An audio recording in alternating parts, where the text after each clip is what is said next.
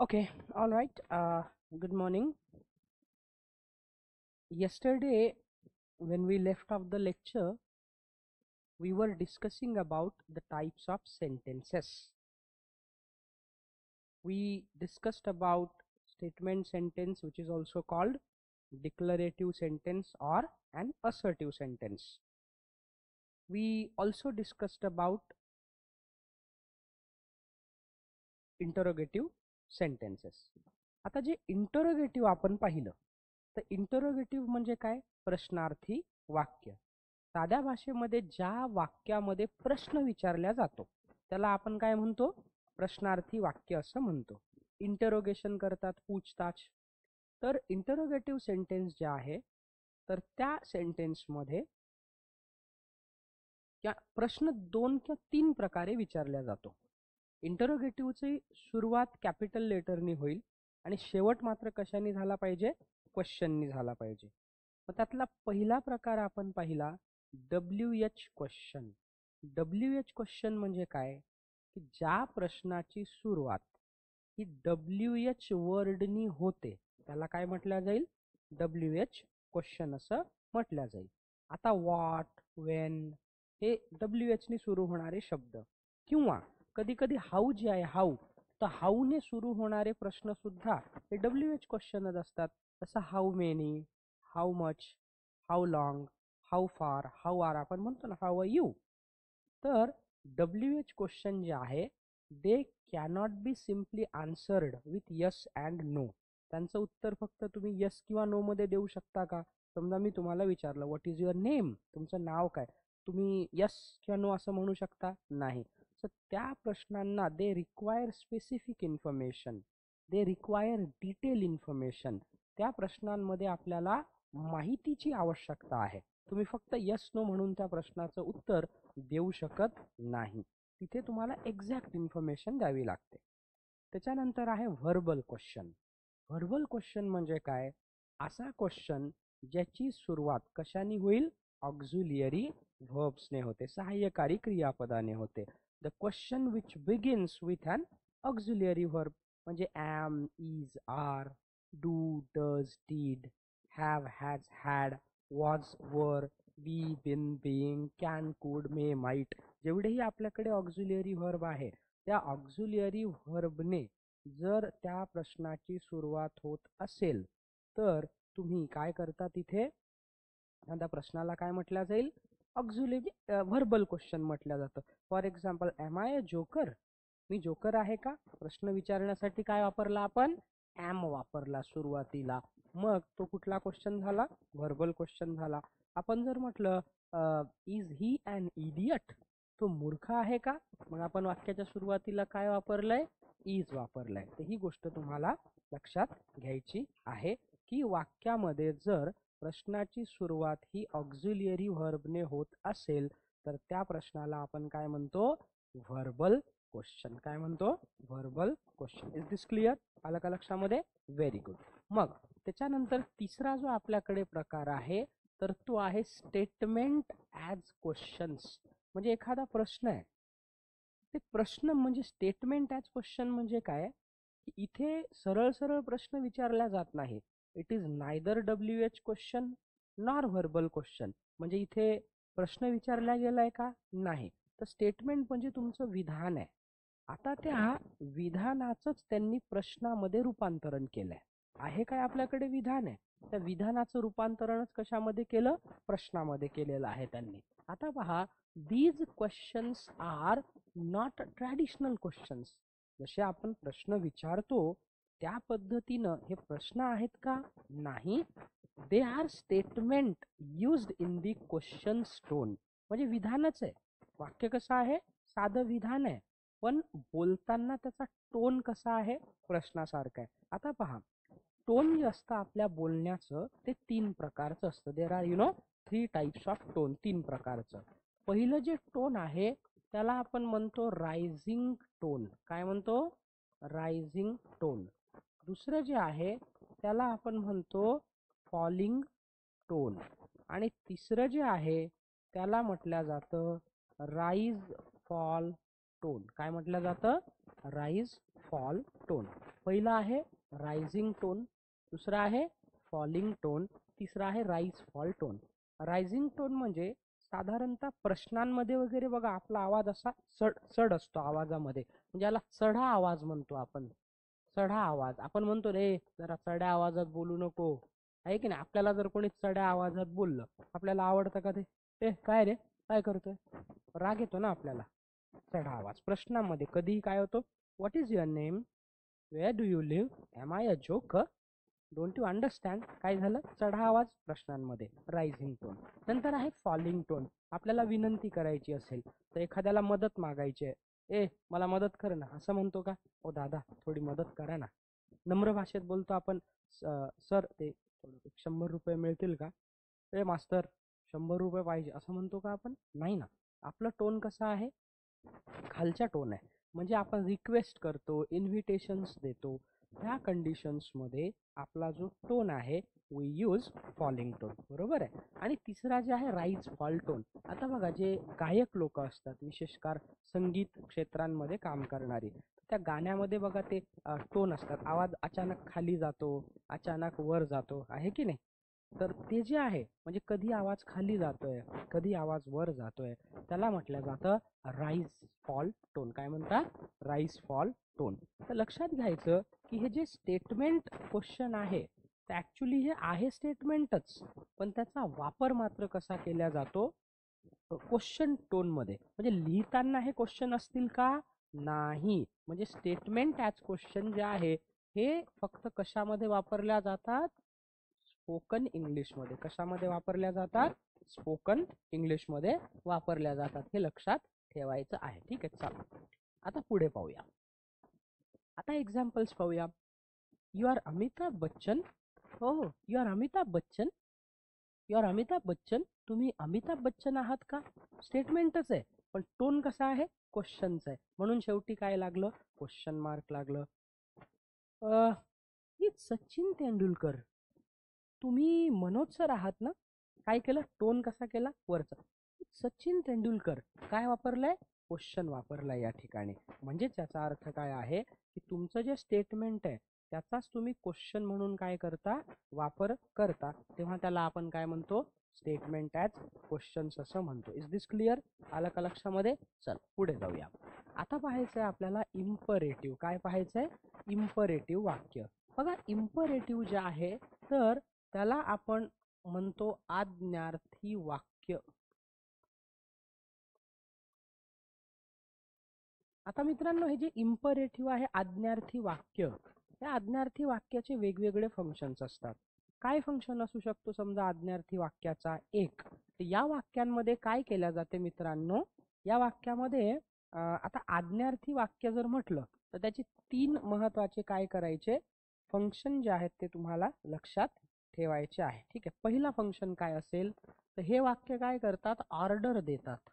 Order देणं म्हणजे काय? आज्ञा देणे. दुसरं हे काय करतात? कमांड देतात. काय देतात? कमांड देतात. आणि तिसरं हे जे वाक्य आहे हे रिक्वेस्ट करतात. काय करतात? रिक्वेस्ट करतात. म्हणजे आज्ञार्थी वाक्य मुळात 3 प्रकारचे फंक्शन्स परफॉर्म करतात. They give order. एक तर त्यांच्यामध्ये आज्ञा दिली जाते, ऑर्डर, किंवा कमांड दिली जाते. बघा मिलिटरीमध्ये ऑर्डर दिल्या जात नाही, कमांड दिल्या जाते. तुम्ही एखाद्या ऑर्डरला नाकारू शकता. तुम्ही जेव्हा उपहारगृहामध्ये when you go to the hotel to eat out you normally give order. तुम्ही तिथे ऑर्डर देता हॉटेलमध्ये गेल्यावर, एक पावभाजी, एक वडापाव, जे काय असेल तुमचं ते. ठीक आहे. आता ते वेटर तुमची ऑर्डर स्वीकारू पण शकतो, नाकारू पण शकतो. It can be denied or accepted, both can be possible. पण कमांड आहे, मिलिटरीमध्ये कमांड दिल्या जाते. कमांडिंग ऑफिसर असतो. 100 सैनिक आहेत तुमच्या अंडरमध्ये, SP आहे, IPS आहे. त्यांनी म्हटलं लाठी चार्ज. ते कॉन्स्टेबल लोक म्हणतात का नाही नाही आम्ही लाठी चार्ज नाही करत. समजा विद्यार्थी आंदोलन करतायत. आता संदीप सिंग गिल सरांची बदली झाली, त्यांच्या जागी my friend mentor Nikhil Pingale sir आता झालेत परिमंडळ 1 चे DC. आंदोलन चालू आहे. त्यांनी म्हटलं द्या रे देऊन टाका असं त्यांनी म्हटलं. असं म्हटल्याबरोबर काय होईल, सपासप आपल्यावरती काठ्या सुरू होतील. ते म्हणतील का की आम्ही का काठ्या, आम्ही नाही मारत काठ्या. असं ज्यांनी म्हटलं त्याची नोकरी. म्हणजे कमांड आहे, कमांड तुम्ही डिनाय करू शकता का?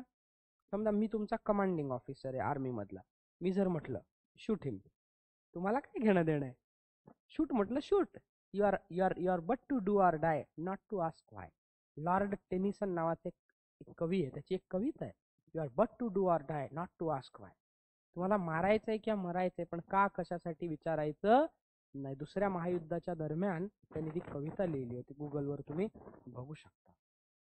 तर मला सांगायचं एवढंच आहे की आज्ञार्थी वाक्यामध्ये ऑर्डर आहे. तुम्ही एखाद्याला आज्ञा देते, दरवाजा उघड रे, तो उघडू पण शकतो, उघडू पण शकत नाही. जा मी नाही उघडत.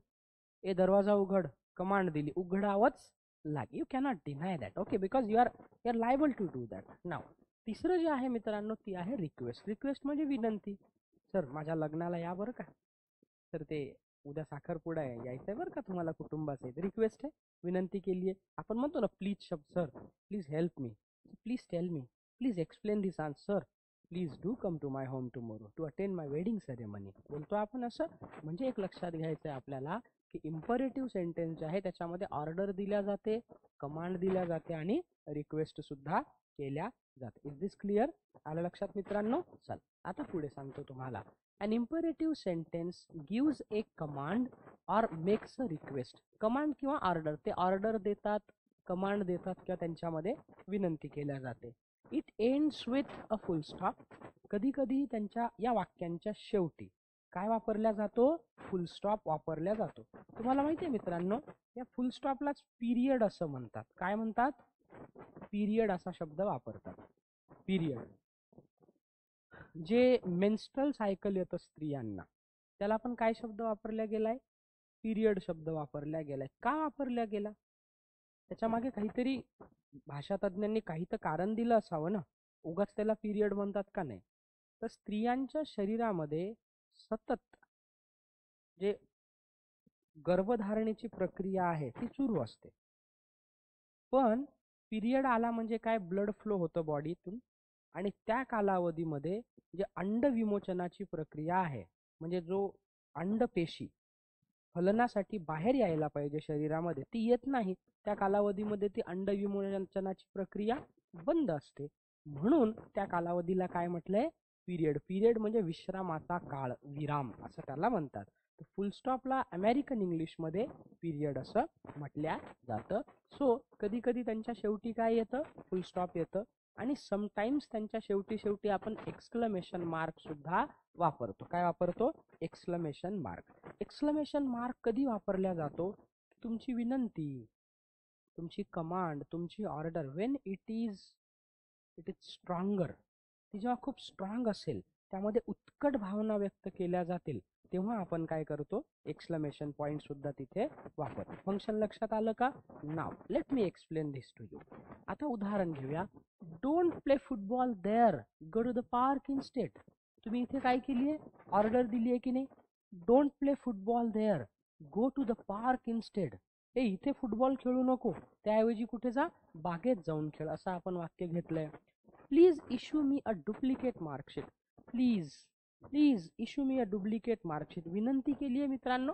या वाक्यामध्ये काय केली आहे? रिक्वेस्ट केली आहे. ठीक आहे. Sir please issue me a duplicate marksheet, request केली आहे आपण इथे. दुसरं, call the police. Call the police, पोलिसांना बोलवा. ओके. डोंट स्मोक, इथे धूम्रपान करू नका. कीप क्वाइट, शांत बसा. काय केलंय आपण या ठिकाणी या वाक्यांमध्ये? इथे या ठिकाणी कॉल द पोलीस, पोलिसांना बोलवा, ऑर्डर दिली आहे. डोंट स्मोक, बघा डोंट स्मोक हिअर, कमांड दिली आहे, इथे धूम्रपान करू नको. Keep quiet, please keep quiet, शांत बसा हो. आता पहा, या तिन्ही वाक्यांमध्ये मित्रांनो आपण आपली उत्कट भावना व्यक्त केली आहे. कीप क्वाइट, शांत राहा हो. उत्कट भावना आहे, मनातून आहे, म्हणून काय वापरलंय आपण? एक्सक्लेमेशन पॉइंट तिथे वापरलेला आहे. Is clear? आलं का लक्षामध्ये? हे लक्षात घ्यायचं. ठीक आहे, चला. हा, मराठीमध्ये उद्गारवाचक. एक्सक्लेमेशन मार्क म्हणजे उद्गारवाचक. बी क्वाइट, शांत बसा.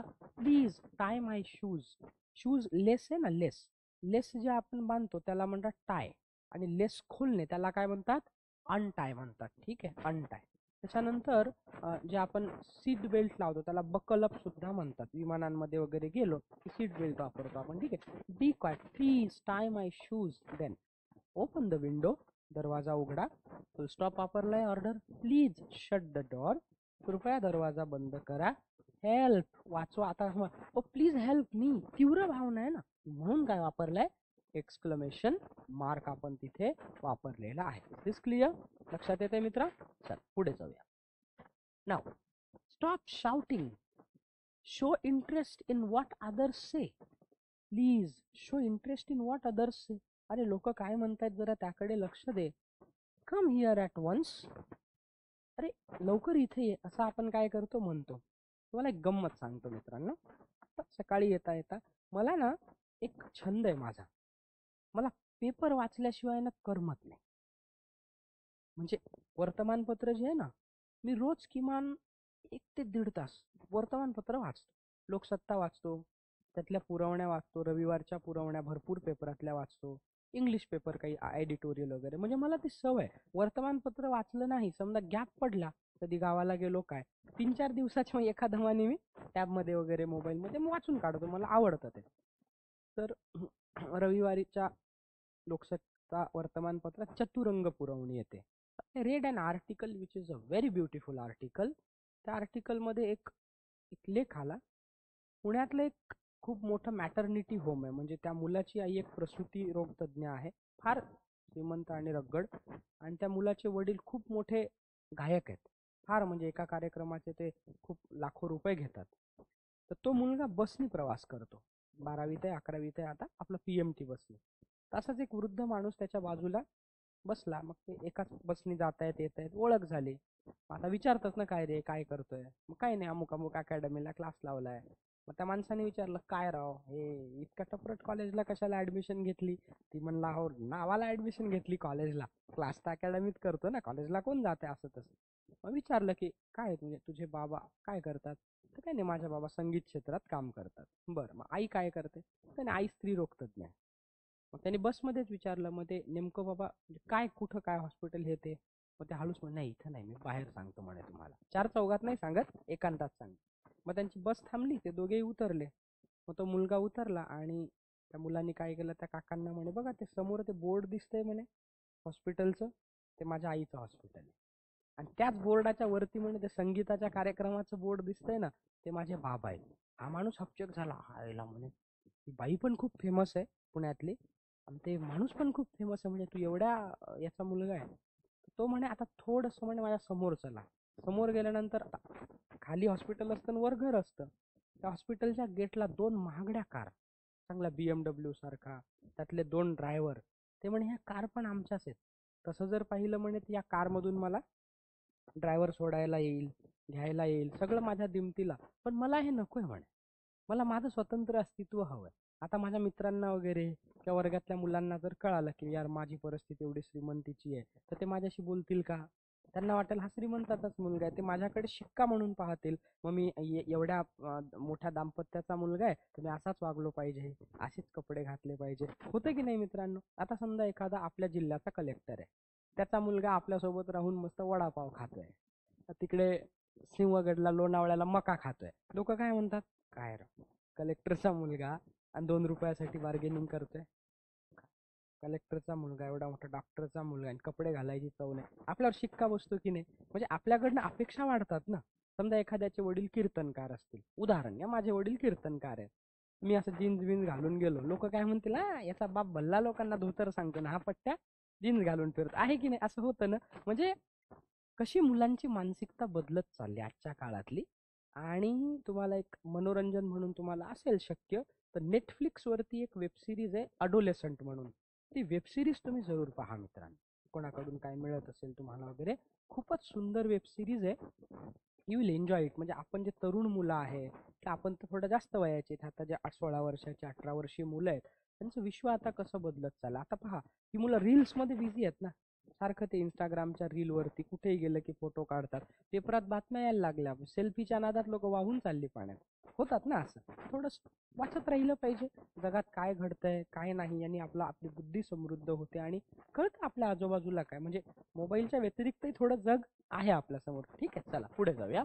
तर show interest in what others say. घरातले म्हणतात अरे काय सारखा त्या मोबाईलमध्ये बिझी आहे. लोक काय म्हणतात जरा ऐक ना, कम हिअर ॲट वन्स, ए बाबा ये एकदा इकडे. ठीक आहे, म्हणजे काय केली आहे, रिक्वेस्ट केली आहे. Speak softly sir, will you please speak softly, speak softly, थोडं नम्र बोला हो. विनंती काय उत्कट आहे, काय विनंती केली आहे. डोंट मंबल, मंबल करणे म्हणजे तोंडातल्या तोंडात फुटफुटणे, आपण मराठीत म्हणतो ना काय फुटफुटतोय रे, फुटफुटणे असा शब्द आहे, डोंट मंबल. ठीक आहे, पुढे जाऊया. डू कम, इथे ये. Do sit down, do go there again. मित्रांनो, एक छोटीशी गोष्ट तुम्हाला इथे दिसेल, विनंती करताना वाक्यामध्ये आपण इथे डू वापरलेला आहे. काय वापरलेला आहे, डू. का वापरला आहे आपण डू, तर वाक्यामध्ये रिक्वेस्ट करताना जेव्हा डू वापरला जातो तेव्हा त्याचा अर्थ होतो की तुम्ही त्या व्यक्तीला उत्कट विनंती करताय, म्हणजे अगदी मनापासून. आपण म्हणू सर ते नक्की या बरं का घरी, म्हणतो ना मराठीमध्ये, ए बाळांनो माझं लग्न आहे पुढच्या महिन्यात, तुम्हाला सगळ्यांना नक्की यायचंय बरं का. काय केलं आपण, उत्कट म्हणजे एकदम आपुलकीने बोललो ना. तर इंग्लिशमध्ये तुम्हाला जर समजा खूप पोलाइटली आणि खूप इंटेटिव्हली, इम्प्लिसिटली समजा एखाद्याला रिक्वेस्ट करायची असेल तर तुम्ही काय करू शकता, डू हा शब्द वापरू शकता. Do come to my home, do come my home, म्हणजे या सर माझ्या घरी नक्की या. डू सिट डाऊन, नक्की इथे बसा. डू गो देअर अगेन, नक्कीच तिथे पुन्हा जा. म्हणजे काय झालं, वाक्याच्या सुरुवातीला विनंती करताना लक्ष द्या. When you make a request using the word do, that means you are making the request by heart. तुम्ही अत्यंत हृदयापासून ती विनंती करीत आहात. बरोबर आहे, आलं का लक्षामध्ये, हे तुम्हाला लक्षात घ्यायचं. डू शब्द वापरला की. पुढे जाऊया. Can you do this favour to me, can you do this favour for me, तुम्ही माझ्यासाठी हे एक काम कराल का, रिक्वेस्ट आहे. आता तुम्ही म्हणाल सर हा कॅननी सुरू झालाय, पण इथे प्रश्न नाही आहे, इथे प्रश्न आहे पण विनंती आहे ना. माझी एवढी मदत कराल का, शेवटी रिक्वेस्ट आहे की नाही. Can you do this favour for me, माझ्यासाठी एवढं फेवर कराल का. Would you come with me, माझ्यासोबत तुम्ही याल का. Could you go there for me, माझ्यासाठी तुम्ही तिथे जाल का. असं आपण काय घेतलंय, उदाहरण घेतलंय. ठीक आहे, आलं का लक्षामध्ये. म्हणजे पहा, इम्परेटिव्ह सेंटेन्समध्ये 3 महत्वाच्या गोष्टी घडतात. कोणकोणत्या, रिक्वेस्ट केल्या जाते, ऑर्डर दिल्या जाते आणि command. And they can be ended with either a full stop और अन एक्सक्लेमेशन मार्क. आलं लक्षामध्ये. ठीक आहे, चला पुढे जाऊया. आता भाऊ मित्रांनो, आपण एक्सक्लेमेटरी सेंटेन्स म्हणजे काय, याला मराठीमध्ये आपण म्हणतो उद्गारवाचक वाक्य.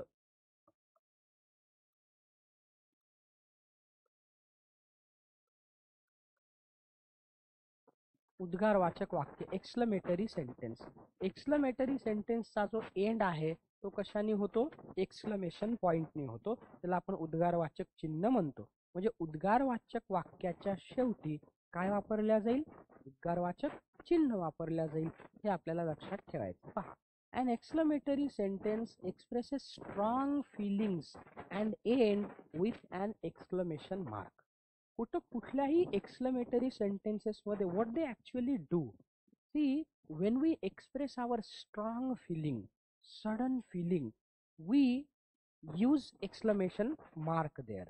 म्हणजे पहा, एक्सक्लेमेटरी सेंटेन्सला उद्गारवाचक वाक्य असं म्हणतात. तर उद्गारवाचक वाक्य म्हणजे काय, ज्यामध्ये आपले उद्गार व्यक्त केल्या जातात. आता आपल्या ज्या स्ट्रॉंग फिलिंग आहे, ज्याला तीव्र भावना म्हणतो आपण, तीव्र भावना कोणकोणत्या असू शकतात आपल्या.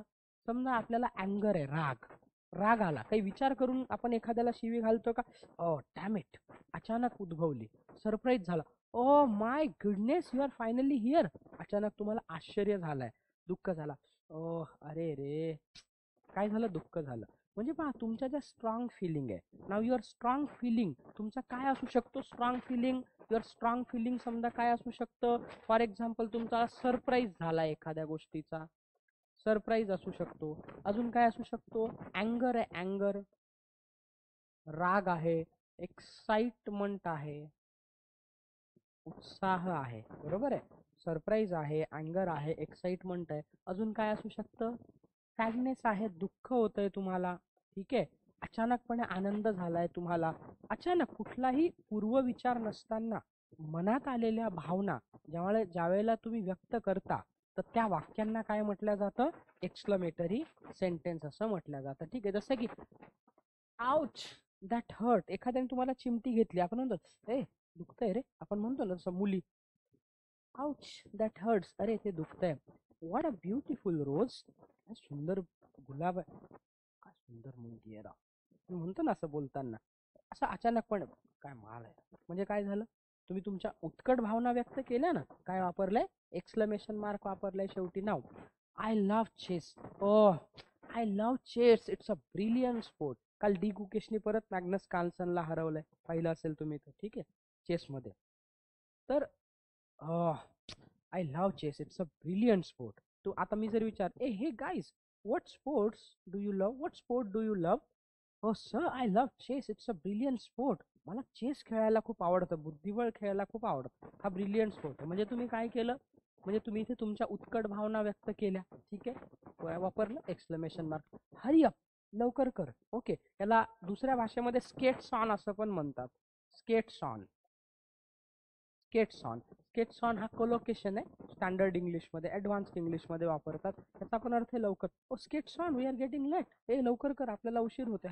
हरी अप, अचानक सांगितलं, ओ हरी अप, चल लवकर, उशीर होतं. काय झालं, उत्कट भावना व्यक्त केल्या तुम्ही तुमच्या. Then sounds fantastic, that sounds fantastic, अरे हे तर छानच आहे.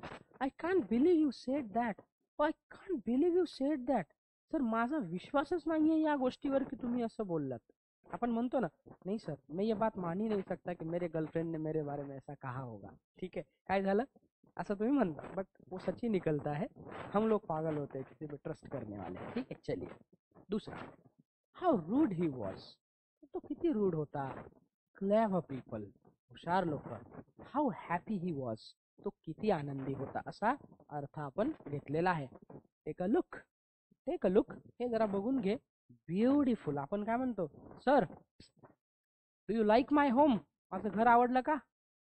ब्युटिफुल, काय झालं, तुमची एका शब्दात तुम्ही भावना व्यक्त केली. Oh how is my wife, awesome, आहे की नाही. आपण म्हणतो ना, म्हणजे कशी वाटली माझी मैत्रीण, क्लास आहे सर. काय झालं, तुम्ही एका शब्दात तुमच्या भावना व्यक्त केल्या. अरे ते काय मित्रांनो, कशी वाटली माझी गाडी, oh do you like my car, sir beautiful. काय झालं, एका शब्दात भावना व्यक्त केली, तीव्र भावना. तर याला काय म्हटलं जाईल, एक्सक्लेमेटरी सेंटेन्स. म्हणजे ज्या वाक्यामध्ये तुमचं काय केल्या जातं, भावना व्यक्त केल्या जातात, उत्कट भावना, त्याला काय म्हणतो आपण, एक्सक्लेमेटरी सेंटेन्स असं म्हणतो. आता मित्रांनो, एक गोष्ट लक्षात घ्यायची आहे तुम्हाला, की हे जे एक्सक्लेमेटरी सेंटेन्सेस असतात, तर या सेंटेन्सेस, एक्सक्लेमेटरी सेंटेन्सेस जे आहे, ऍक्च्युली काय होतं की ह्या सेंटेन्समध्ये दोन प्रकार पण आहेत अजून. कधी कधी एक्सक्लेमेटरी सेंटेन्सेसची सुरुवात व्हॉट या शब्दाने सुद्धा होते, आणि कधी कधी त्यांची सुरुवात कशाने होते, हाऊने सुद्धा होते. आता मी तुम्हाला उदाहरण देतो आणि ते स्पष्ट करून सुद्धा सांगतो. बघा, समजा मी एक वाक्य घेतो, what a beautiful girl she is.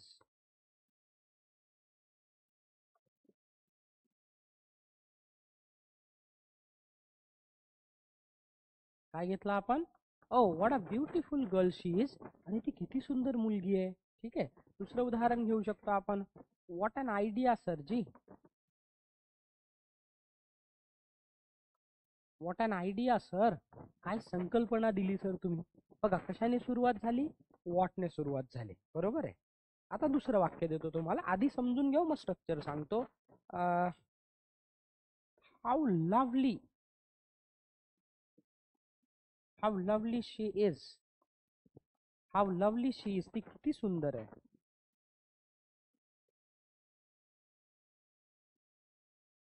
How beautiful you R, यार तू किती सुंदर आहे, असं आपण काय म्हटलंय, घेतलं. आता बघा, वाक्याची सुरुवात हाऊने झाली तरीही ते एक्सक्लेमेटरी आहे, व्हॉटने झाली तरीही ते एक्सक्लेमेटरी आहे. आता नॉर्मली तुम्हाला असं वाटेल की सर एखाद्या वाक्याची सुरुवात ही व्हॉटने किंवा हाऊने झाली तर ते काय असतं, क्वेश्चन असतं ना, WH क्वेश्चन असतं. पण तिथे त्याच्या स्ट्रक्चरमध्ये फरक आहे. आता हे वाक्य लक्षात आले का तुमचे. आता मी तुम्हाला पुढचं थोडंसं सांगतो. ठीक आहे, पहा मित्रांनो, दोन गोष्टी महत्वाच्या आहेत. क्वेश्चन कधी होईल, या दोन वाक्याकडे तुम्ही थोडंसं बारकाईने आता पहा. इथे जे ऑक्झिलिअरी व्हर्ब इज हे लगेच व्हॉट नंतर आलंय का? नाही, हे वाक्याच्या कुठे आलंय? शेवटी आलंय. इथे पण हे काय आलं? What an idea sir. आता इथे फक्त व्हॉट आलं, पण शेवटी काय आलं? इथे ऑक्झिलिअरी व्हर्ब आला का व्हॉट नंतर? कुठला नाही. बघा इथे हाऊच्या वाक्यामध्ये पण ऑक्झिलिअरी व्हर्ब कुठे आहे? शेवटी. हाऊ ब्युटिफुल यू आर कुठे आलं? शेवटी आलं. म्हणजे बघा, एखादं वाक्याची सुरुवात ती व्हॉटने झाली असेल किंवा हाऊने झाली असेल, मग तो प्रश्न आहे की एक्सक्लेमेटरी सेंटेन्स आहे हे कसं ओळखायचं? तर ज्या वाक्याची सुरुवात व्हॉटने किंवा हाऊने होते, परंतु त्या वाक्यामध्ये जो ऑक्झिलिअरी व्हर्ब आहे, am is are was were जे काय, ते जर वाक्याच्या शेवटी येत असेल तर ते प्रश्न होईल का? नाही, ते काय होईल? एक्सक्लेमेटरी सेंटेन्स होईल. पण आता तुम्हाला दुसरं उदाहरण देतो मी. आता तुम्ही हे पहा, व्हॉट इज युअर नेम. आता मी घेतलं व्हॉट इज युअर नेम, तुझं नाव काय? इथे मी इज कुठे घेतला? WH वर्डच्या नंतर लगेच घेतला. दुसरं, हाऊ आर यू, इथे मी कुठे घेतला? WH वर्ड नंतर लगेच घेतला. मग या दोन्ही वाक्यामध्ये हे काय आहे मित्रांनो? हे क्वेश्चन आहे. काय आहे? हे दोन्ही काय आहेत? क्वेश्चन आहे. हे लक्षात ठेवायचं. हे दोन्ही काय आहेत? क्वेश्चन आहेत. बरोबर आहे. These are the questions. हे लक्षात ठेवायचंय तुम्हाला. बरोबर आहे. आलं का लक्षामध्ये? समजा आता पहा, दुसरं वाक्य देतो. What a beautiful girl she is. What a beautiful girl she is. इथे ऑक्झिलरी व्हर्ब कुठे आहे? वाक्याच्या एंड मध्ये आहे. How lovely you are. How lovely you are. इथे आर कधी आहे? वाक्याच्या शेवटी वापरलाय. कधी वापरलाय? वाक्याच्या शेवटी वापरलेला आहे. इथे लक्षामध्ये तुमच्या, तुम्हाला ही गोष्ट लक्षात ठेवायची आहे मित्रांनो, की ऑक्झिलिअरी व्हर्ब जर वाक्याच्या शेवटी आला तर ते काय असेल? एक्सक्लेमेटरी सेंटेन्स असेल. आणि WH वर्ड नंतर जर लगेच ऑक्झिलिअरी व्हर्ब आला तर ते काय असेल? क्वेश्चन असेल. काय असेल? क्वेश्चन असेल. Is this clear? समजलं का इथपर्यंत? हे लक्षात ठेवायचं आहे. Got it? अंडरस्टूड? समजलं? ठीक आहे. चला आता तुम्ही काय करा मित्रांनो, हे जरा लिहून घेता का? कारण इथे कन्फ्युजन होतं रे, आहे की नाही? वरती हेडिंग द्या, difference between question and exclamatory.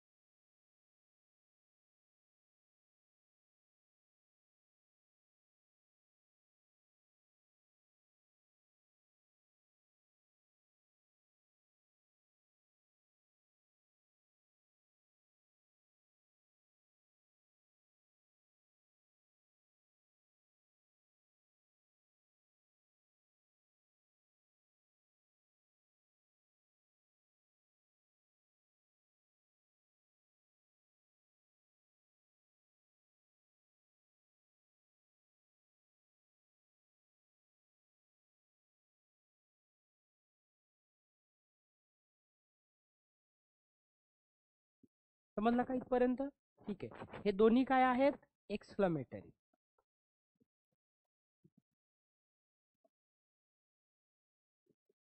आणि वरचे दोन काय आहेत? क्वेश्चन. ठीक आहे, नोट करून घ्या.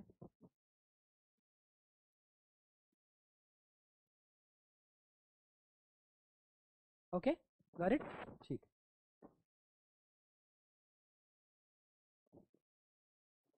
ठीक, चला आता पुढे जाऊया.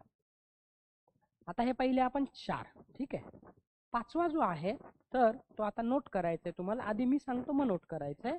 तो आहे लेट सेंटेन्स. आधी समजून घ्या मित्रांनो. Late sentence. लेट सेंटेन्सला म्हणतात परवानगी दर्शक वाक्य.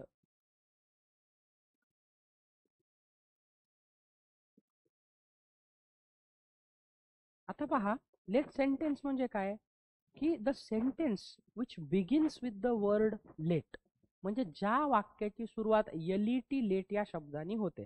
आता लक्षात घ्या मित्रांनो, एक शब्द आहे LATE लेट आणि दुसरा काय आहे LET late.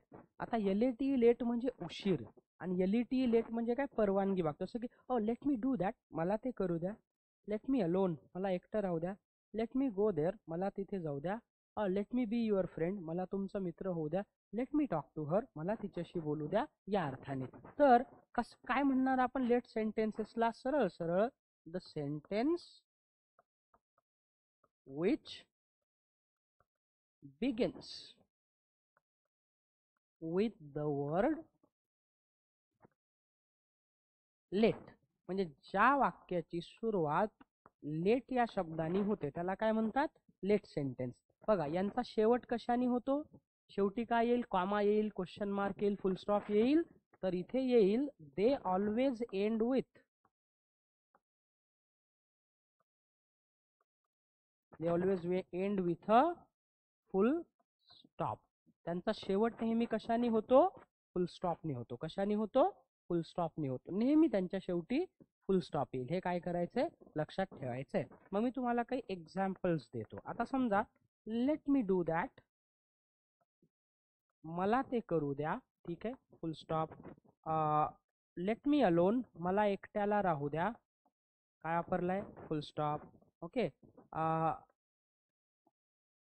Let him do so, त्याला तसं करू द्या, ठीक आहे, लेट हिम डू सो. त्याच्यानंतर घेऊ शकतो आपण लेट देम स्पीक, त्यांना बोलू द्या, ठीक आहे, परवानगी घेतलं. Let my friend go to Mumbai, माझ्या मित्राला मुंबईला जाऊ द्या. असं आपण काय घेतलंय? वाक्य घेतलं. इथे काय वापरलंय? लेट. म्हणजे परवानगी मागितली आहे ना आपण या ठिकाणी. लेट मी डू दॅट, मला ते करू द्या. लेट हिम स्पीक, त्याला बोलू द्या. Let me talk to you, मला तुमच्याशी बोलू द्या. Let me deal with this, मला आधी हे काम करू द्या, ठीक आहे. तुम्ही उदाहरण घेऊ शकता. Let me first deal with this.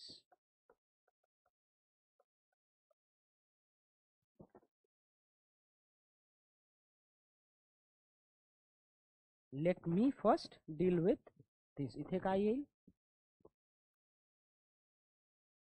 Full stop. आता याला लक्षामध्ये, हे झालं लेट सेंटेन्स. अगदी सोपं आहे. याचा वापर कुठे होईल? तुम्ही म्हणाल सर हे तर इतकं सोपं आहे, पण याचा वापर होतो चेंज द व्हॉइस मध्ये. कशामध्ये?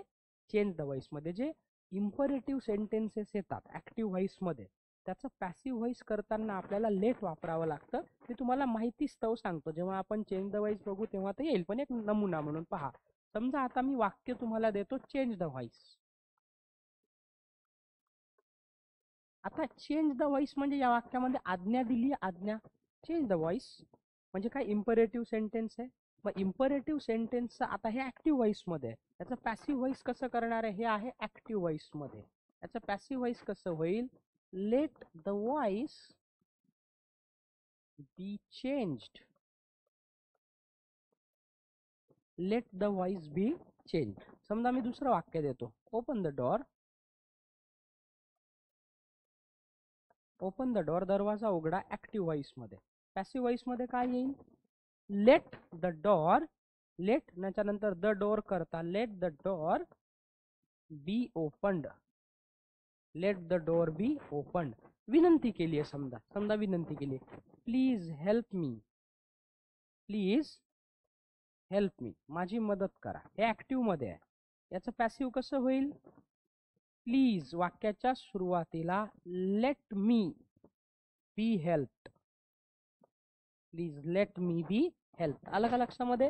म्हणजे जरी लेट साधं सुद्धा दिसलं तरी त्याचा चेंज द व्हॉइस मध्ये काय होणार आहे, उपयोग होणार आहे. आलं का लक्षामध्ये तुम्हाला मित्रांनो? This is something which you must understand. Let sentence समजलं का रे बाळांनो सगळ्यांना? चला, त्याच्या पुढे जे आहे ते कुठलं आहे? Universal truth sentence.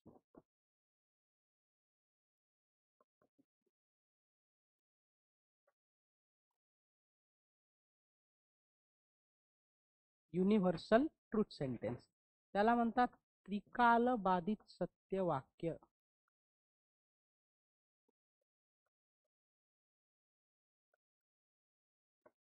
त्रिकालबाधित सत्यवाक्य. आता पहा, त्रिकालबाधित सत्यवाक्य म्हणजे काय? की जे वाक्य तिन्ही काळामध्ये सारखंच आहे, बदलत नाही. मला सांगा, 500 वर्षापूर्वी किंवा 1000 वर्षापूर्वी, before or 5000 years ago, even even even before 10,000 years, त्याच्या आधी सूर्य हा सूर्यमालेचा केंद्रबिंदू होता. Sun is the centre of solar system. आधी पण होता, आता पण आहे. उद्या लगेच बदलणार आहे का? पृथ्वी कोणाभोवती फिरते? सूर्याभोवती. सध्या आपलं फिरणं चालू आहे बरं. आपलं फिरणं, ताशी वेग किती असेल पृथ्वीचा फिरण्याचा? भरपूर आहे. तुम्हाला माहित आहे, जे स्पेस स्टेशन मध्ये सुनीता विल्यम्स वगैरे आहे, ते एका दिवसातनं पृथ्वीला किती चक्कर घालतं? 9. तुम्ही विचार करा, ते स्पेस स्टेशन किती स्पीडनी फिरत असेल. सारखा असं गर असा आवाज येतो. ते स्पेस स्टेशन फुटबॉल स्टेडियम असतं ना, तेवढं आहे. आता इंडिया पण स्वतःचं स्पेस स्टेशन बनवणार आहे. आतमध्ये खाणं पिणं धोना नहाना सब अंदरच होत आहे की नाही? तुम्ही विचार करा की किती तंत्रज्ञान पुढे गेलं. वरती आहे, पृथ्वी दिसतीये वरून. कशी दिसतीये? फिरताना. कारण स्पेस स्टेशन 450 किलोमीटर वर आहे ना पृथ्वीपासून. तुम्ही त्याचे व्हिडिओज पहा, युट्यूबला अवेलेबल आहेत. आणि खाली पृथ्वी दिसतीये. कुठं देव स्वर्ग नरक कुठं काही दिसला का? आपण म्हणतो ना वरती स्वर्ग, कुठे आहे स्वर्ग? दिसला कोणाला? सॅटेलाइट मधून आतापर्यंत काही परी बिरी काही दिसले का? जन्नुम जन्नत हूर काही दिसलं का? काहीच नाही. ह्या मानवी कल्पना आहेत. ह्या काय आहेत? ह्या मानवाच्या कल्पना आहेत. शास्त्रांनी त्या तयार केल्या. मानवावरती काही बंधन, आपण सहज म्हणतो ना, अरे चांगले कर्म कर बाळा स्वर्गात जाशील. आता कोणी पाहिला स्वर्ग? कोणी आला का सांगायला आपल्याला की नाही नाही रे, फोन केला का कोणी? स्वर्ग आहे बरं का इथे, घी दूध की नदिया है, परी है, इधर ऐश्वर्या राय है. काही आहे का? काही नाही आहे. हे सगळ्या काल्पनिक गोष्टी आहेत. पण ह्या काळाने शास्त्रानुसार रुजून गेल्या. म्हणजे आपण एखाद्या पुस्तकात वाचतो म्हणजे ते खरंच असतं असं अजिबात नाही. ते लेखकाने स्वतःच्या कल्पना शक्तीच्या भरोशावर लिहिलेलं आहे. का त्याला आलेला अनुभव त्यांनी लिहिलेला आहे. पण त्याला आलेला अनुभव सगळ्यांनाच येईल अशातला भाग नसतो, हे लक्षात घ्या. आता युनिव्हर्सल ट्रूथ म्हणजे काय? की एखादी गोष्ट भूतकाळामध्ये तीच होती, वर्तमान काळामध्ये तीच आहे, आणि प्रॉबब्ली भविष्यामध्ये पण काही बदल होईल का त्याच्यामध्ये? नाही, ती सारखंच असेल. तर त्या वाक्याला आपण काय म्हणतो? Universal truth sentence. काय म्हणतो? युनिव्हर्सल ट्रूथ सेंटेन्स असं म्हणतो. हे लक्षात घ्यायचं. ठीक आहे. मग काय येईल आता? याची व्याख्या कशी करू शकतो? The thing which was true in past, true in present, and will be true in future. Will be true in future. त्याला काय म्हणतो आपण? Universal truth sentence. त्रिकालबाधित सत्य वाक्य. बदलणार आहे का काही? काही बदलत नाही. जसे की आता समजा आपण इथे उदाहरण पाहूया. इजी म्हणजे फॉर एक्झाम्पल. फॉर एक्झाम्पल आपण पाहूया या ठिकाणी, जसं की the sun is the center of solar system.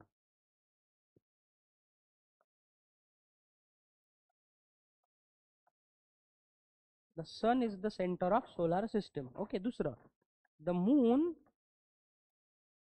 shines at night. Shines at night. चंद्र हा कधी चकाकतो? रात्रीला चकाकतो. ठीक आहे. त्रिकालबाधित सत्य वाक्य आहे. काही बदल आहे का यामध्ये? काहीच बदल नाहीये. म्हणजे एखादं वाक्य जे तिन्ही काळामध्ये सत्य आहे त्याला काय म्हणतो आपण? Universal truth sentence. काय म्हणतो? Universal truth sentence. Is this clear? Got it understood? हे लक्षात घ्यायचंय. त्याच्यानंतर पुढचं जे आहे तर मित्रांनो, त्याला काय म्हटलं जातं? त्याला म्हटलं जातं ऑप्टेटिव्ह सेंटेन्स.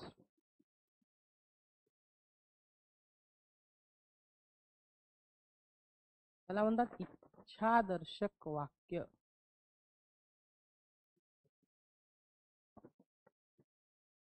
ऑप्टेटिव्ह सेंटेन्स म्हणजे काय? इच्छादर्शक वाक्य. आता बघा, या वाक्यामध्ये 3 गोष्टी केल्या जातात. काय केल्या जातात? 3 गोष्टी. They, optative sentence, they do 3 functions.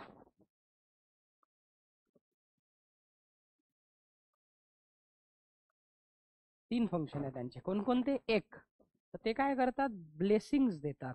Blessings म्हणजे काय? आशीर्वाद देतात. दुसरं ते काय करतात? कर्स, कधी कधी एखाद्याला शाप देतात. आणि ते एक्सप्रेस विश, म्हणजे एखाद्याची इच्छा व्यक्त करतात.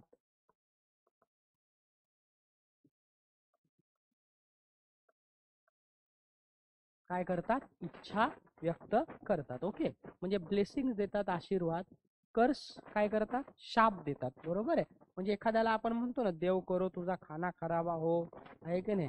तुमच्या गर्लफ्रेंडशी तुमच्या मित्राचं लग्न झालं, तुम्ही आशीर्वाद देणार आहे का तिला? आहे की नाही? तुम्ही म्हणणार साले कमी नाही, 1 साल के अंदर ही तेरा टूट जाएगा. ठीक आहे. त्यानंतर ब्लेसिंग्स म्हणजे काय? आशीर्वाद.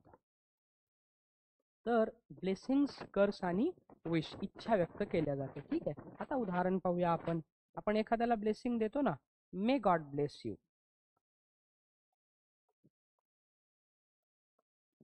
May God bless you. इथे उद्गारवाचक वाक्य, मनातून बोललोय आपण, देव तुझं भलं करो. ठीक आहे. दुसरं उदाहरण, may the king live long.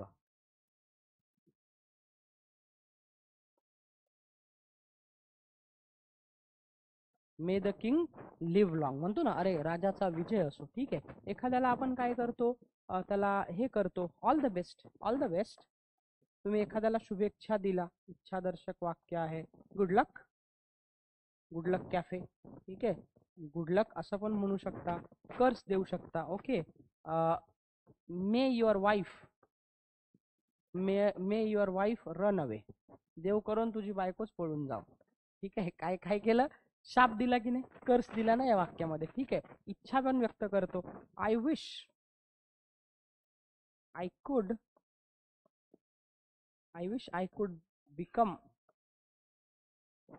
an I wish I could become an IAS. I wish I could become an IAS. अरे देव करो की मी IAS झालो असतो. ठीक आहे. याचा अर्थ काय? इच्छा व्यक्त केली ना तुमची. I wish to become the prime minister of India one day, असं पण वाक्य घेऊ शकता तुम्ही. I wish to become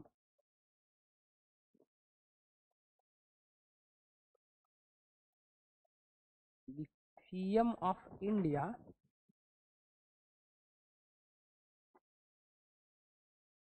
one day. I wish to become the PM of India. मला या देशाचा एक दिवस प्रधानमंत्री व्हायचं. Okay. I wish to marry that girl. आहे की नाही? स्वप्न असू शकतं कोणाचंही.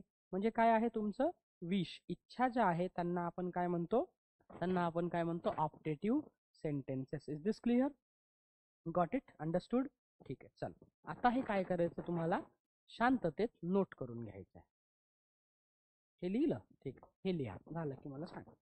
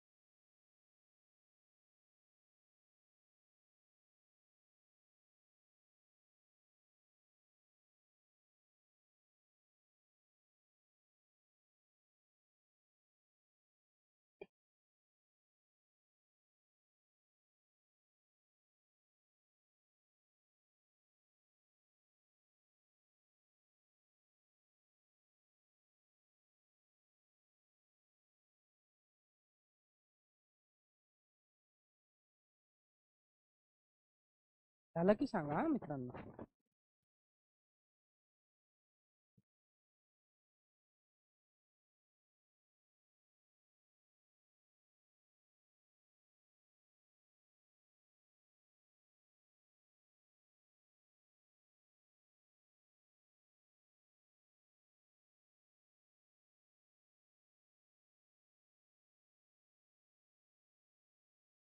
हे लिहून घ्या. नाही हे नको, याची गरज नाही. हे लिहा.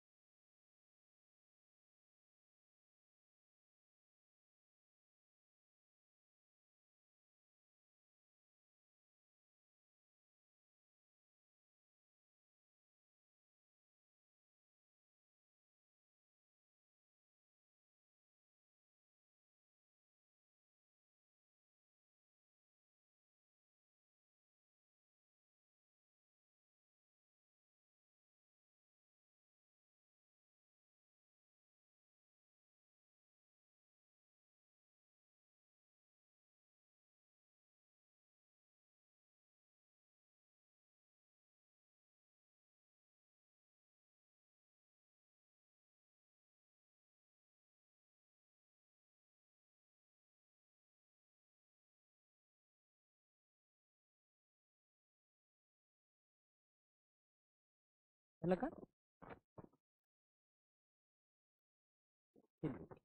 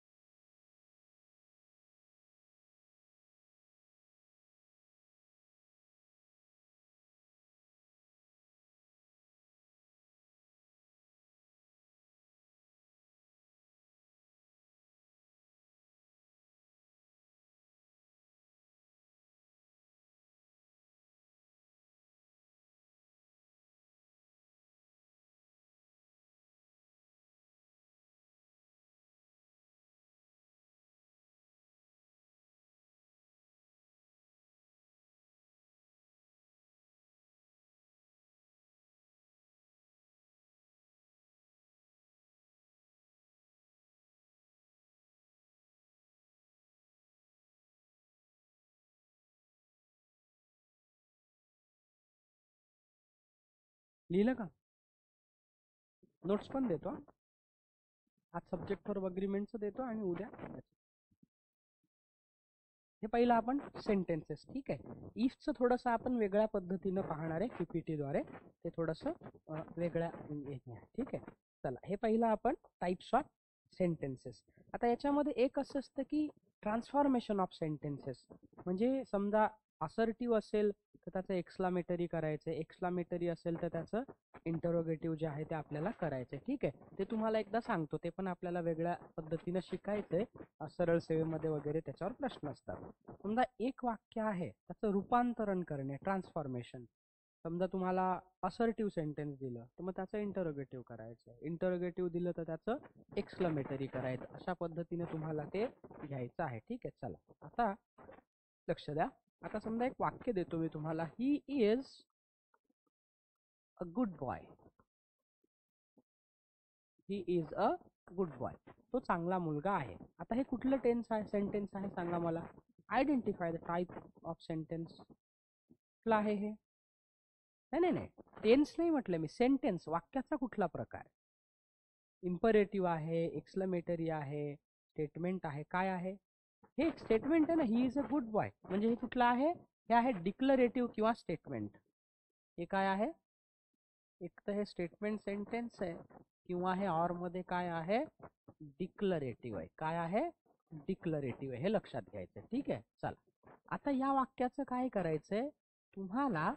फॉर एक्झाम्पल याचं क्वेश्चन करायचं आहे. क्वेश्चन म्हणजे इंटरोगेटिव्ह करायचं आहे. मग कसं करणार तुम्ही? He is a good boy. तो चांगला मुलगा आहे. याचा प्रश्न कसा? तो चांगला मुलगा आहे का? मग तुम्ही इथे काय प्रश्न घ्याल? Is he a good boy? Is he a good boy? तो चांगला मुलगा आहे का? हे काय झालं याचं? इंटेरोगेटिव्ह. काय झालं? इंटेरोगेटिव्ह. काय झालं? इंटेरोगेटिव्ह झाला. ठीक आहे. हे लक्षात घ्यायचं. आता दुसरं घेऊ. समजा आपण या ठिकाणी दुसरं वाक्य घेऊया. आपण वाक्य घेऊ, what a beautiful house it is. What a beautiful house it is. कुठला आहे सेंटेन्स? आहे कुठल्या टाईपचा आहे? कुठल्या टाईपचा आहे? हे एक्सक्लेमेटरी आहे. Very good. This is an exclamatory sentence. ठीक. आता याचं तुम्हाला काय करायचंय? याचं स्टेटमेंट करायचंय. याचं काय करायचंय? स्टेटमेंट सेंटेन्स करायचंय. सांगा काय येईल? What a beautiful house it is.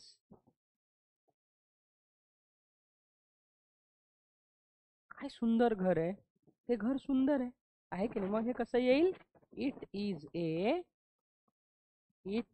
A beautiful house. Okay. ठीक आहे. चला तिसरं आपण एखादं वाक्य घेऊ. She is gorgeous. She is gorgeous. ती खूपच सुंदर आहे. असं आपण वाक्य घेतलंय. आता हे कुठलं सेंटेन्स आहे? कशाचं? नाही, एक्सक्लेमेटरी कसं होईल? इज सुरुवातीला आलं ना. मग हे झालं इंटरोगेटिव्ह. त्याचं एक्सक्लेमेटरी वेगळ्या पद्धतीनं करावं लागेल. पहा, he is a good boy. तो चांगला मुलगा आहे. तो चांगला मुलगा आहे का? हे झालं इंटरोगेटिव्ह. आणि त्याचं एक्सक्लेमेटरी कसं होईल? What a good boy he is. काय होईल? What a good boy he is असा त्याचा अर्थ. मी सांगतो ते पण तुम्हाला. आता बा, शी इज गॉर्जियस. हे कुठलं टाईप्स आहे सेंटेन्सचं? ती खूपच सुंदर आहे. कुठलं आहे? स्टेटमेंट आहे. डिक्लरेटिव्ह आहे. मग हे आहे स्टेटमेंट. आता याचं तुम्हाला करायचं एक्सक्लेमेटरी. कसं कराल? शी इज गॉर्जियस. आता शी म्हणजे ती लेडी आहे. मग कसं येईल? What a gorgeous lady.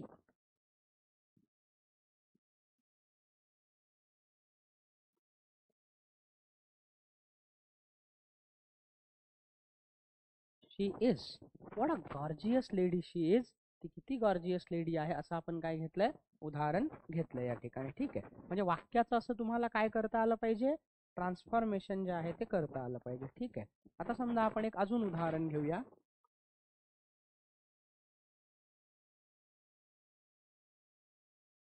वाक्य आपण घेतलं इथे, can I ask you a question? मी तुम्हाला एक प्रश्न विचारू शकतो का? Can I ask you a question. कुठलं टेन्स आहे हे? कुठलं सेंटेन्स आहे? इंटरोगेटिव्ह आहे, प्रश्न आहे. ठीक आहे, हे आहे इंटरोगेटिव्ह. इंटरोगेटिव्ह मधलं पण व्हर्बल. ठीक आहे. आता याचं काय करायचंय तुम्हाला? समजा याचं स्टेटमेंट करायचं. मी तुम्हाला एक प्रश्न विचारू शकतो का? हे झालं प्रश्न. स्टेटमेंट कसं येईल? मी तुम्हाला एक प्रश्न विचारू शकतो. कसं येईल मग सांगा? Can I ask you a question? मी तुम्हाला एक प्रश्न विचारू शकतो का? प्रश्न आहे. स्टेटमेंट कसं येईल? मी तुम्हाला एक प्रश्न विचारू शकतो. मग कसं येईल?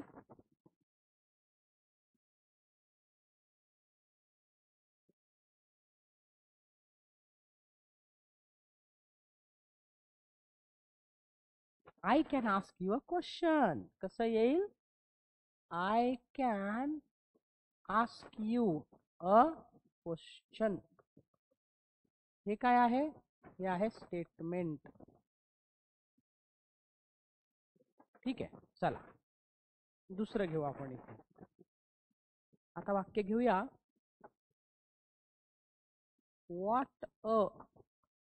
What an idea sir. हे झालं. हे वाक्य कुठलं आहे? कुठलं आहे? व्हेरी गुड, एक्सक्लेमेटरी आहे. अच्छा, आता याचं काय करा, याचं मला स्टेटमेंट करून दाखवा. What an idea sir. Statement कसं येईल? आता एक्सक्लेमेटरी आहे हे. व्हॉट अन आयडिया सर हे एक्सक्लेमेटरी आहे. याचं रूपांतरण करायचंय तुम्हाला स्टेटमेंट मध्ये. कसं कराल? काय संकल्पना आहे सर? स्टेटमेंट कसं? ही संकल्पना आहे. It is an idea sir. हे झालं स्टेटमेंट. अच्छा, आता याचं काय करायचंय? क्वेश्चन करायचंय. क्वेश्चन कसं कराल? ही संकल्पना आहे का सर? कसं येईल सांगा? आता इथे इज वापरावा लागेल सुरुवातीला. Is it an idea sir? Is it an idea sir ही एक चांगली आयडिया आहे का? असा काय केलाय? प्रश्न आपण विचारलाय. Is it an idea sir? ठीक आहे. हे झालं. काय झालं? नाही, हाऊ येणार नाही इथे. हाऊ आला तर मग ते एक्सक्लेमेटरी होईल. It is an idea sir हे झालं इंटरोगेटिव्ह.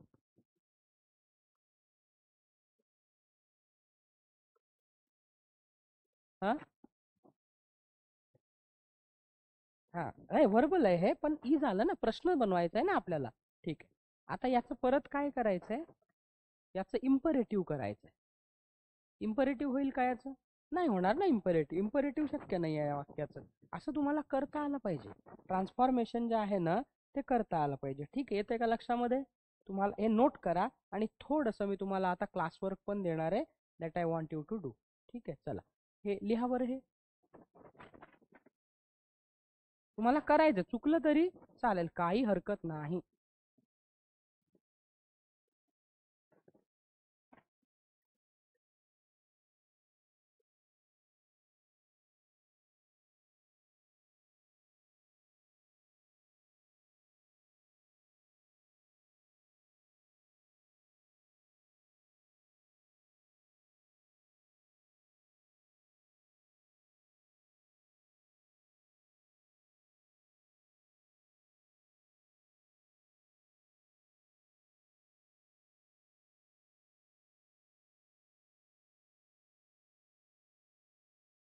हे नोट करा आणि मग मी तुम्हाला 4-5 वाक्य इथे देतो, तुम्ही सोडवून दाखवा. चुकलं तरी चालेल, हरकत नाही. आपल्याला सराव करायचा, प्रॅक्टिस करायची त्याची.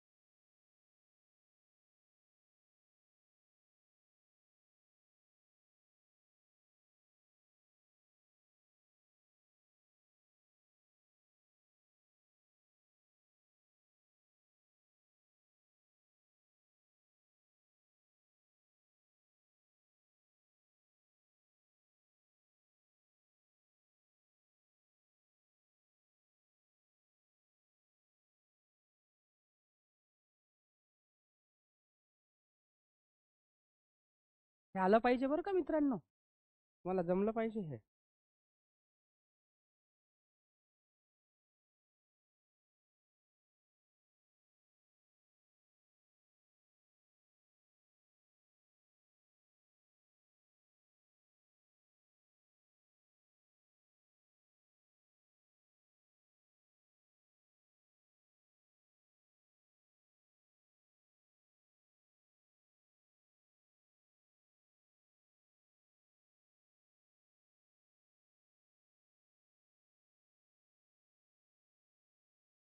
झालं, हे करा.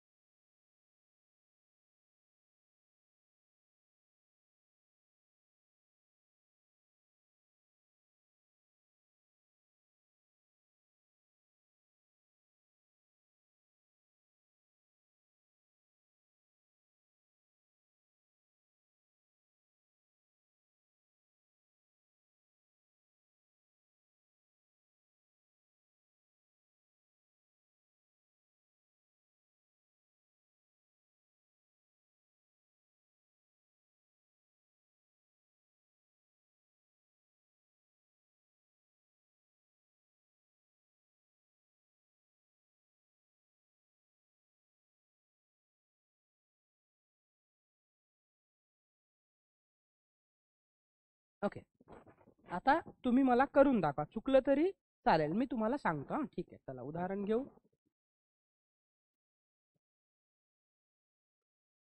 शी इज माय मॉम. हे कुठलं आहे? टाइप्स ऑफ सेंटेन्स स्टेटमेंट आहे. ठीक आहे, आता तुम्हाला काय करायचंय, याचं करायचं आहे तुम्हाला इंटरोगेटिव्ह. हे वाक्य लिहा आणि त्याचं काय करून दाखवा, इंटरोगेटिव्ह करून दाखवा. मग जे इंटरोगेटिव्ह असेल, इंटरोगेटिव्ह करून दाखवा. दुसरं वाक्य,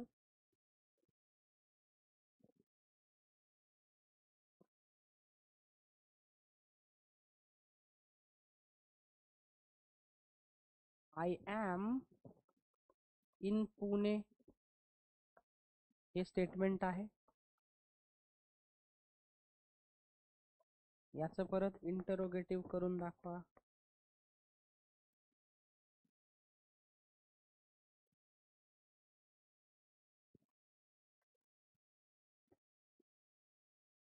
आय एम इन पुणे, याचं इंटरोगेटिव्ह.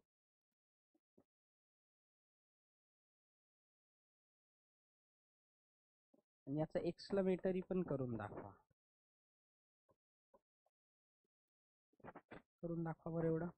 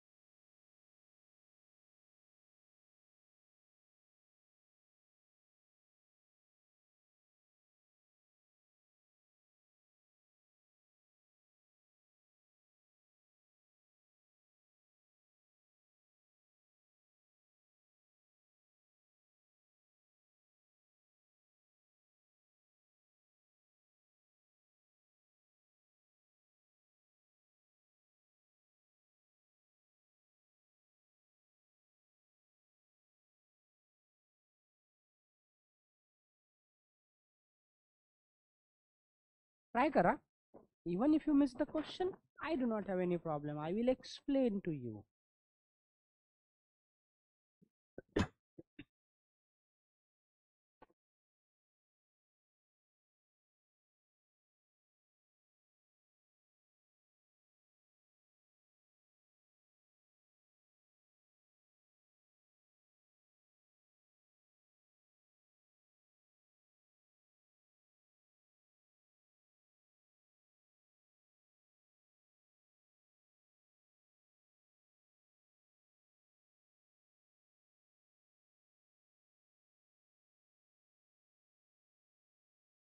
जमत नाही.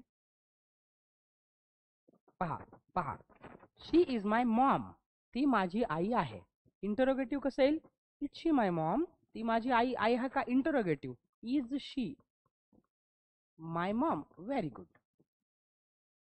ठीक आहे. आता बघा, आय एम इन पुणे. मी पुण्यात आहे. इंटरोगेटिव्ह कसं येईल? Am I in Pune. मी पुण्यात आहे का? Am I in Pune. Am I in Pune. मी पुण्यात आहे का? ठीक आहे. आणि एक्सक्लेमेटरी कसं येईल मग याचं? एक्सक्लेमेटरी असं येईल. आता एक्सक्लेमेटरी शक्यतो याचं करता येणार नाही आपल्याला. मी मुद्दामून सांगितलं तुम्हाला ट्राय करा म्हणून. पण असं करू शकतो आपण. समजा I am in Pune. Okay, तर आपण याचं एक्सक्लेमेटरी करता येईल का? नॉर्मली करता येणार नाही या वाक्यामध्ये, कारण इथे काही आपल्याला त्याचा ग्राउंडच नाही एक्सक्लेमेटरी करायला. ठीक आहे. दुसरं एक वाक्य देतो आता तुम्हाला. वाक्य देतो, can you do me a favour. Question आहे. तर इथे ऍक्च्युली जर पाहिलं, हे जरी क्वेश्चन आहे पण हे आहे एक्सक्लेमेटरी. कारण काय? तुम्ही माझी मदत करू शकता का? फेवर मागितलंय ना. सॉरी, इम्परेटिव्ह आहे हे.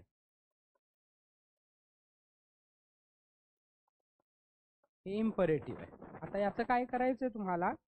स्टेटमेंट करायचं आहे.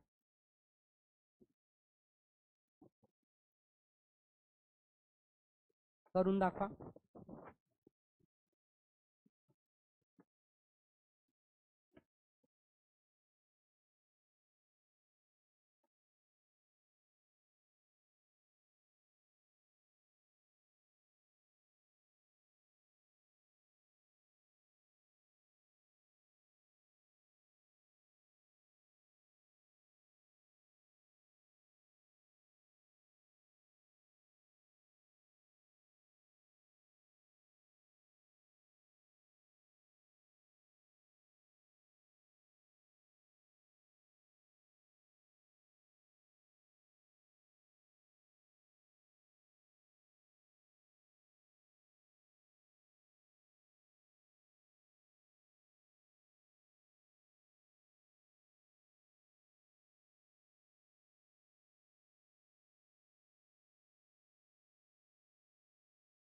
Can you do me a favour. Very good. You can do me a favour. Statement कसं येईल? You can do me a favour. You can do me a favour. तू माझी मदत करू शकतो. ओके. पुढचं वाक्य घ्या. How nice this house is. How nice this house is. हे जे आहे ते हे कुठलं आहे? ऍक्च्युली एक्सक्लेमेटरी आहे. ओके. आता याचं काय करायचं तुम्हाला? इंटरोगेटिव्ह आणि statement.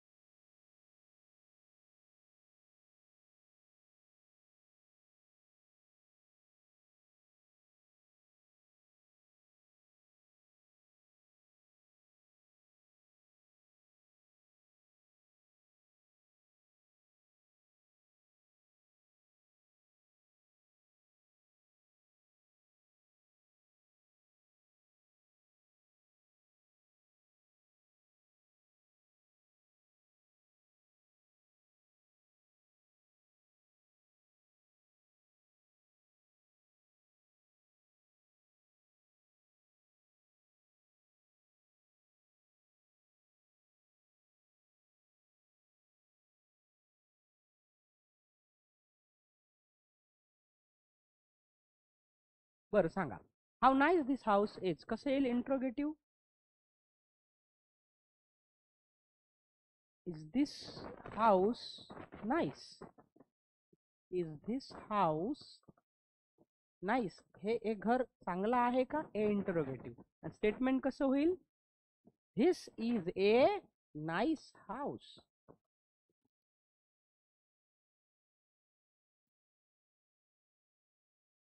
This is a nice house. Got it?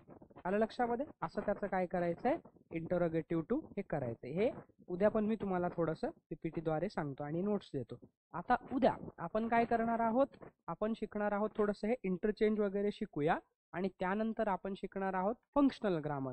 Either nor, neither nor, remove to, unless if, हे कम्प्लिटली सगळ्या कंपेरेटिव्ह एक्झाम्स मध्ये विचारतात. एक 4-5 दिवस आपण तो फंक्शनल